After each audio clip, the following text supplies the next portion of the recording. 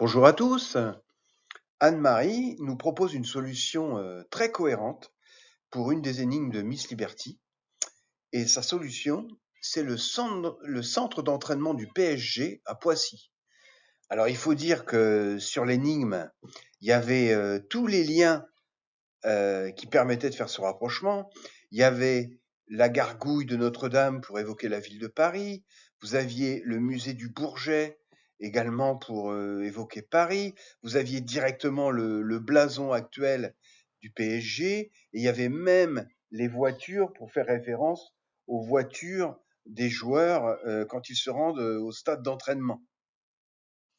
Et puis enfin, surtout, le centre d'entraînement de Poissy collait avec la phrase de l'énigme, parce qu'évidemment c'est une enceinte sportive, mais c'est aussi depuis la victoire en Ligue des Champions, c'est aussi un lieu de pèlerinage, parce que tous les jours où le PSG s'entraîne à Poissy, vous avez des supporters qui les accueillent à l'entrée, et pour eux c'est un véritable pèlerinage d'aller là-bas et de rencontrer les joueurs. Donc une solution proposée tout à fait cohérente, mais le centre d'entraînement de Poissy n'est pas le lieu à trouver dans cette énigme de Miss Liberty. Alors quelques mots sur l'histoire du PSG, parce que c'est une histoire très intéressante.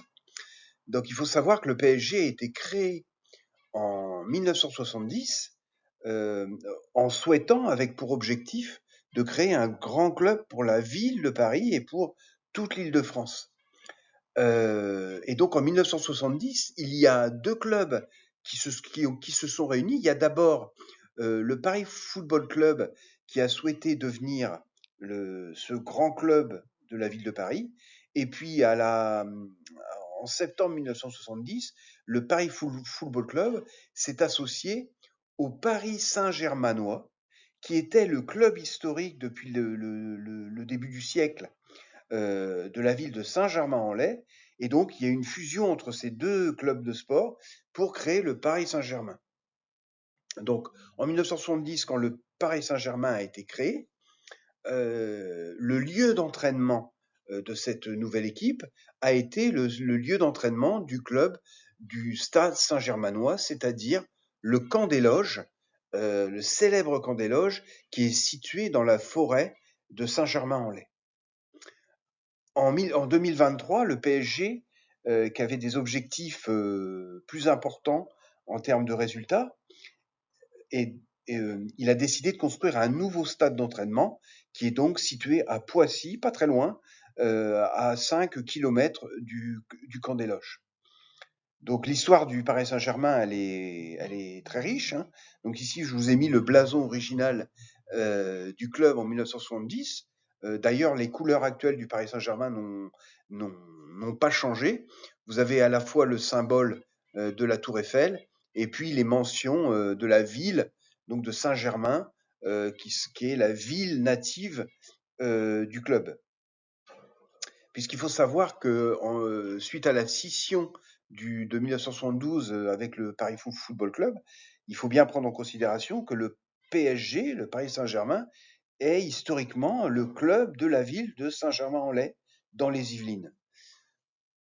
Autre moment important de l'histoire du club, c'est devenu iconique, hein.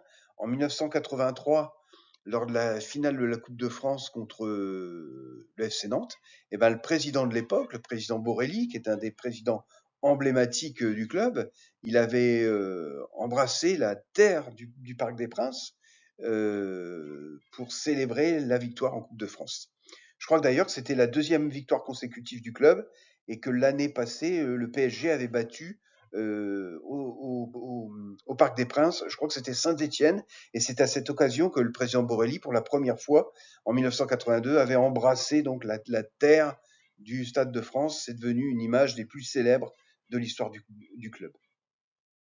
Bon, je vous promets que s'il y a un fan de l'Olympique de Marseille qui me trouve un lien avec Miss Liberty, évidemment, je ferai une vidéo sur l'histoire et l'épopée qui est aussi belle du club marseillais. Allez, bonne journée, à très très bientôt.